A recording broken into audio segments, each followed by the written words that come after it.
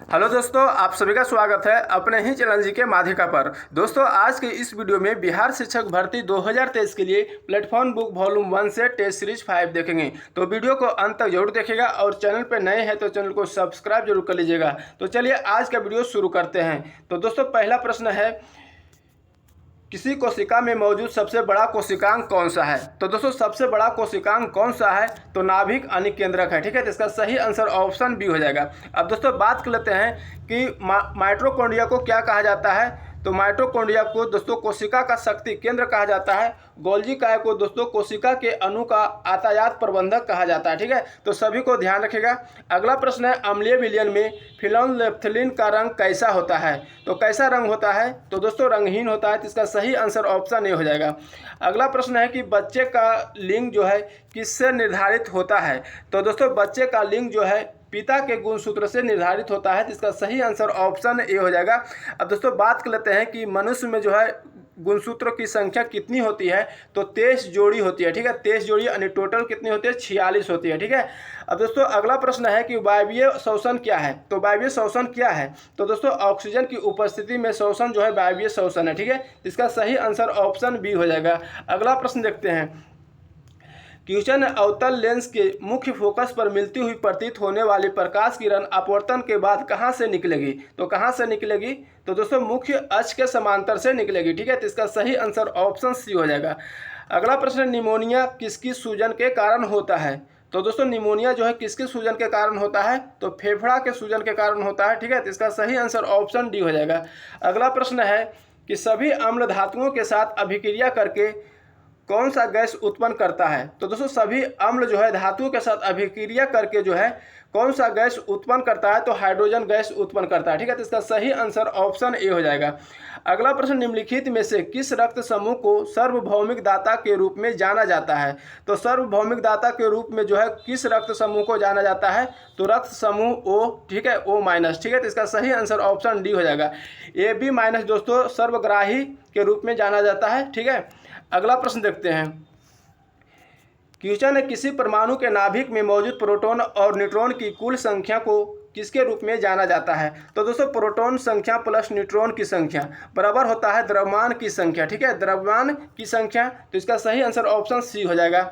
अगला प्रश्न है कि आयोडीन युक्त नमक है। तो दोस्तों आयोडीन युक्त नमक जो है NaCl प्लस Ki और NaCl प्लस KiO3 है। ठीक है, तो इसका सही आंसर हो जाएगा ए और बी दोनों। तो सी इसका राइट आंसर हो जाएगा। अगला प्रश्न देखते हैं, क्वेश्चन निम्नलिखित में से कौन सा आपको विटामिन सी की बड़ी आपूर्ति प्रदान करता है? तो विटामिन सी की जो दोस्तों किस में ज़्यादा आपूर्ति होता है? तो खट्टे फल से जो है ज़्यादा आपूर्ति होता है। इसका सही आंसर ऑप्शन बी हो जाएगा। अब दोस्तों अगला प्रश्न है कि विद्युत धारा जो है किसके प्रवाह की दर है? तो दोस्तों विद्युत धारा किसके प्रवाह की दर है? तो विद्युत आवेशों के प्रवाह की दर है। तो इसका सही आंसर ऑप्शन बी हो जाएगा। अगला प्रश्न है कि जब ध्वनि उत्पन्न करने वाला स्रोत ध्वनि से अधिक चाल से गति करता है तो हवा में आघात तरंगें उत्पन्न होती है। इन आघात तरंगों द्वारा निर्मित अत्यंत तीखी और तेज ध्वनि क्या कहलाती है? तो दोस्तों क्या कहलाती है? सोनिक बूम कहलाती है। ठीक है, तो इसका सही आंसर ऑप्शन सी हो जाएगा। अगला प्रश्न, निम्नलिखित में से कौन सा मूल यानी रूट सब्जी नहीं है? तो कौन सा जो है रूट यानी जड़ की सब्जी नहीं है? तो दोस्तों टमाटर जो है मूल सब्जी नहीं है। तो इसका सही आंसर सी हो जाएगा। ठीक है, अगला प्रश्न देखते हैं, क्वेश्चन है CH3 CH2 CH2OH का यूपेक नाम क्या है? तो दोस्तों CH3 CH2OH का यूपेक नाम बताना है। तो इसमें दोस्तों कितने कार्बन है? तो कार्बन 3 है, यानी तो हो जाएगा मीथेन एथेन प्रोपेन, यानी प्रोपेन और OH यानी अल्कोहल लगा हुआ है तो प्रोपेनॉल हो जाएगा। ठीक है, तो इसका सही आंसर ऑप्शन डी हो जाएगा। अगला प्रश्न है कि किसी पदार्थ के उच्च सांद्रता वाले क्षेत्र से निम्न सांद्रता वाले क्षेत्र में जाने को क्या कहा जाता है? तो क्या कहा जाता है? तो विसरण कहा जाता है। तो इसका सही आंसर ऑप्शन बी हो जाएगा। ठीक है, अगला प्रश्न है, क्वेश्चन है, नींबू का रस खट्टा होता है क्योंकि इसमें होता है? तो दोस्तों नींबू का रस खट्टा होता है तो इसमें क्या होता है? तो अम्ल होता है। ठीक है, साइट्रिक अम्ल होता है। तो इसका सही आंसर ऑप्शन सी हो जाएगा। अगर दोस्तों स्वाद में यदि कड़वा होगा तो उसका प्राकृतिक कैसा होगा? तो क्षार होगा। ठीक है, अगला प्रश्न है कि पृथ्वी की सतह की निकटतम वायुमंडल की परत कौन सी है? तो दोस्तों पृथ्वी के सतह की निकटतम वायुमंडल की परत जो है क्षोभ मंडल है, तो इसका सही आंसर ऑप्शन डी हो जाएगा। ठीक है, अगला प्रश्न, मानव शरीर का सबसे बड़ा आंतरिक अंग कौन सा है? तो सबसे बड़ा आंतरिक अंग कौन सा है? अकृत अनिलीवर है। ठीक है, तो इसका सही आंसर ऑप्शन ए हो जाएगा। ठीक है, अगला प्रश्न देखते हैं, किचन गन्ना में पाया जाता है? तो दोस्तों गन्ना में जो है ग्लूकोज और फ्रुक्टोज पाया जाता है, तो इसका सही आंसर ऑप्शन डी हो जाएगा। अगला प्रश्न, बेरी बेरी किस वजह से उत्पन्न होता है? तो दोस्तों बेरी बेरी रोग जो होता है किसके कारण होता है? तो विटामिन B1 की कमी से होता है। ठीक है, तो इसका सही आंसर ऑप्शन डी हो जाएगा। विटामिन C की कमी से स्कर्वी रोग होता है। ठीक है, अगला प्रश्न देखते हैं, क्वेश्चन है, दंत चिकित्सक दांतों के आवर्धित प्रतिबिंब देखने के लिए किस प्रकार के दर्पणों का उपयोग करते हैं? तो किस प्रकार के दर्पणों का उपयोग करते हैं? तो अवतल दर्पण। ठीक है, तो इसका सही आंसर ऑप्शन सी हो जाएगा। अगला प्रश्न, कौन सी ग्रंथि केवल यौवन तक सक्रिय रहता है? तो दोस्तों कौन सी ग्रंथि जो है केवल यौवन तक सक्रिय रहता है? तो थाइमस ग्रंथि। ठीक है, तो इसका सही आंसर ऑप्शन सी हो जाएगा। अगला प्रश्न देखते हैं, क्वेश्चन, निम्नलिखित में से कौन सा ध्वनिक तरंगों का एक अभिलक्षण नहीं है? तो कौन सा जो ध्वनिक तरंगों का अभिलक्षण नहीं है? तो इसका सही आंसर हो जाएगा, कौन सा नहीं है? तो विद्युत चुंबकीय। ठीक है, तो इसका सही आंसर सी हो जाएगा। अगला प्रश्न देखते हैं, क्वेश्चन, निम्नलिखित में से किस विटामिन को B2 के नाम से भी जाना जाता है? तो कौन सा विटामिन जो है को B2 के नाम से जाना जाता है? तो राइबोफ्लोविन को जाना जाता है। ठीक है, इसका सही आंसर ऑप्शन बी हो जाएगा। अगला प्रश्न है कि मूसा पाराडिसियका का सामान्य प्रचलित नाम क्या है? तो मूसा पाराडिसियका का सामान्य प्रचलित नाम जो किसका है? तो केला का है। ठीक है, इसका सही आंसर ऑप्शन सी हो जाएगा। अगला प्रश्न देखते हैं, क्वेश्चन है, निम्नलिखित में से कौन सा अंग मानव नेत्र की संरचना से संबंधित है? तो मानव नेत्र की संरचना से संबंधित कौन सा अंग है? तो परातारिका अनि आइरिस। ठीक है, तो इसका सही आंसर ऑप्शन बी हो जाएगा। अगला प्रश्न, खेतों में घुलने वाले रसायनों की अत्यधिक मात्रा फलने फूलने के लिए पोषक तत्वों किसके रूप में कार्य करता है? तो किसके रूप में कार्य करता है? तो दोस्तों शैवाल के रूप में कार्य करता है, तो इसका सही आंसर ऑप्शन सी हो जाएगा। ठीक है, अगला प्रश्न है कि कोलेरा रोग जो है होता है किसके द्वारा होता है? तो कोलेरा रोग जो बैक्टीरिया के कारण होता है, जीवाणु के कारण होता है। ठीक है, तो इसका सही आंसर ऑप्शन ए हो जाएगा। अगला प्रश्न देखते हैं, क्वेश्चन, पुरुष में प्राथमिक यौन अंग यानी सेक्स ऑर्गन्स कौन सा होता है? तो दोस्तों पुरुष में जो है प्राथमिक यौन अंग जो है विरेचन होता है, तो इसका सही आंसर ऑप्शन बी हो जाएगा। अगला प्रश्न, वह शैवाल जिसका उपयोग अंतरिक्ष यात्री भोजन के रूप में करते हैं वह है? तो कौन सा जो है दोस्तों शैवाल जो है जिसका उपयोग जो है अंतरिक्ष यात्री भोजन के रूप में करते हैं? तो क्लोरेला। ठीक है, तो इसका सही आंसर ऑप्शन ए हो जाएगा। अगला प्रश्न देखते हैं, क्वेश्चन है, ब्रेड बनाने में किसका उपयोग किया जाता है? तो दोस्तों ब्रेड बनाने में जो है सैक्रोमाइसिस सेरेविसिस का उपयोग किया जाता है, तो इसका सही आंसर ऑप्शन डी हो जाएगा। अगला प्रश्न देखते हैं, क्वेश्चन है, कॉटरेल अवक्षेपक का उपयोग किया जाता है? तो कॉटरेल अवक्षेपक का उपयोग जो है कहाँ किया जाता है यानी किस में किया जाता है? तो दोस्तों इसका उपयोग किया जाता है धुएं से कार्बन कणों को अवक्षेपित करने में। ठीक है, तो इसका सही आंसर ऑप्शन ए हो जाएगा। अगला प्रश्न है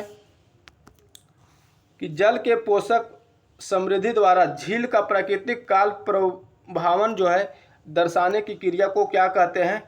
तो अवघटन कहते हैं, इसका कहते हैं सुपोषण कहते हैं। ठीक है, इसका ए राइट आंसर हो जाएगा। अगला प्रश्न, निम्नलिखित में से कौन सा आर्किस्टीलीय है? तो दोस्तों कौन सा जो आर्किस्टीलीय है? तो कांच जो है आर्किस्टीलीय है। ठीक है, तो इसका सही आंसर ऑप्शन बी हो जाएगा। अगला प्रश्न देखते हैं,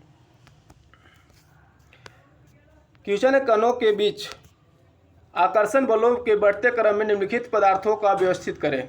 तो इसका सही आंसर हो जाएगा हाइड्रोजन, दूध, शर्करा। ठीक है, तो डी इसका राइट आंसर हो जाएगा। अगला प्रश्न है, अपच में उपचार के लिए निम्न में से किस प्रकार की दवाओं का उपयोग किया जाता है? तो किस प्रकार की दवाओं का उपयोग किया जाता है? तो अम्लत्व नाशक का। ठीक है, तो इसका सही आंसर ऑप्शन बी हो जाएगा, यानी एंटा एसिड का प्रयोग किया जाता है। ठीक है, अगला प्रश्न है कि सर्दियों में ऊनी वस्त्र हमें गर्म रखते हैं, ऊन के उष्मरोधी होने का कारण क्या है? तो दोस्तों ऊन को उष्मरोधी होने का कारण है कि ऊनी रेशों के बीच वायु फंसी होती है एवं वायु उष्मारोधी है। ठीक है, तो इसका सही आंसर ऑप्शन बी हो जाएगा। अगला प्रश्न है कि बिहार राज्य के लोगों के लिए मधुमक्खी पालन की प्रक्रिया शुरू करने की सवितम समय कौन सा है? तो सवितम समय जो है अक्टूबर से दिसंबर है। ठीक है, तो इसका सही आंसर ऑप्शन ए हो जाएगा। अगला प्रश्न है कि मानव पोषण के संदर्भ में स्वांगीकरण का अर्थ है। तो मानव पोषण के संदर्भ में जो है स्वांगीकरण का अर्थ होता है पचा हुआ पदार्थ शरीर में जटिल पदार्थों को बनाने में उपयोग होना। ठीक है, तो इसका सही आंसर ऑप्शन सी हो जाएगा। अगला प्रश्न है प्रतिवर्ष विश्व उपभोक्ता अधिकार दिवस कब मनाया जाता है? तो दोस्तों प्रतिवर्ष विश्व उपभोक्ता अधिकार दिवस जो है 15 मार्च को मनाया जाता है। ठीक है, तो इसका सही आंसर ऑप्शन सी हो जाएगा। अगला प्रश्न है मुद्रा का दशमलव प्रणाली के साथ प्रचलित नया पैसा कब पैसा हो गया? तो दोस्तों कब पैसा हो गया नया पैसा से? तो 1 जून 1964 को। ठीक है, तो इसका सही आंसर ऑप्शन डी हो जाएगा। अगला प्रश्न देखते हैं क्वेश्चन है सिटी ऑफ राइट्स के नाम से कौन सा नगर जाना जाता है? तो दोस्तों सिटी ऑफ राइट्स के नाम से जो है कौन सा नगर जाना जाता है? तो मैक्सिको सिटी। ठीक है, जिसका सही आंसर ऑप्शन बी हो जाएगा। अगला प्रश्न है पोस्ट शब्द का प्रयोग किस खेल में किया जाता है? तो दोस्तों पोस्ट शब्द का प्रयोग जो है गोल्फ खेल में किया जाता है। ठीक है, तो इसका सही आंसर ऑप्शन डी हो जाएगा। अगला प्रश्न है लॉफर वक्र संबंध दर्शाता है। तो दोस्तों लॉफर वक्र जो है किससे संबंध दर्शाता है? तो किससे संबंध दर्शाता है? तो दोस्तों कर दर और राजस्व से संबंध दर्शाता है। ठीक है, तो इसका सही आंसर ऑप्शन ए हो जाएगा। अगला प्रश्न देखते हैं क्वेश्चन है नाबार्ड की स्थापना किस वर्ष की गई थी? तो दोस्तों नाबार्ड की स्थापना जो है किस वर्ष की गई थी? 1982 ईस्वी में की गई थी। ठीक है, तो इसका सही आंसर ऑप्शन बी हो जाएगा। अगला प्रश्न है कि दक्षिण भारत में स्वतंत्र बहमनी साम्राज्य की स्थापना के समय दिल्ली सल्तनत का शासक कौन था? तो दोस्तों कौन जो है दिल्ली सल्तनत का शासन था? तो मोहम्मद बिन तुगलक इसका सही आंसर हो जाएगा। तो सी इसका राइट आंसर हो जाएगा। ठीक है, अगला प्रश्न निम्नलिखित में से कौन सी नदी अफ्रीका में नहीं है? तो कौन सी नदी जो है अफ्रीका में नहीं है? अमेजन नदी। ठीक है, तो इसका सही आंसर ऑप्शन डी हो जाएगा। अगला प्रश्न आइसोहाइट रेखा का संबंध है। तो दोस्तों आइसोहाइट रेखा का संबंध किससे है? तो दोस्तों वर्षा के समान मात्रा वाले स्थानों को मिलाने वाली रेखा को आइसोहाइट कहते हैं। तो इसका सही आंसर ऑप्शन ए हो जाएगा। अब दोस्तों बी ऑप्शन की बात करें समुद्र के अंदर समान गहराई वाले स्थानों की मिलान वाली रेखा को क्या कहते हैं? तो दोस्तों आइसोबाथ कहते हैं। ठीक है, आइसोबाथ कहेंगे। और समुद्र जल में लवणता की समान मात्रा की दर्शाने वाली रेखा को क्या कहते हैं? तो आइसोहेलाइन कहेंगे। ठीक है, समान तापमान वाले क्षेत्रों की प्रदर्शित करने वाले रेखा को क्या कहते हैं? आइसोथर्म कहते हैं। ठीक है, आइसोथर्म कहते हैं। ठीक है, तो सभी को ध्यान रखिएगा। अगला प्रश्न देखते हैं और आखिरी प्रश्न है। ठीक है, चेंचू जनजाति विद्रोह दक्षिण भारत के किस क्षेत्र का जनजाति विद्रोह है? तो दोस्तों किस क्षेत्र का जनजाति विद्रोह है? तो आंध्र प्रदेश की। ठीक है, तो इसका सही आंसर ऑप्शन डी हो जाएगा। तो दोस्तों 51 से लेकर 100 क्वेश्चन तक देखें। ठीक है, आगे 101 से लेकर 150 तक पार्ट 2 वीडियो में देखेंगे। ठीक है, तो चैनल पे नए हैं तो चैनल को सब्सक्राइब करके बेल आइकन जरूर दबा लीजिएगा और वीडियो अच्छा लगा तो लाइक जरूर करिएगा। जय हिंद।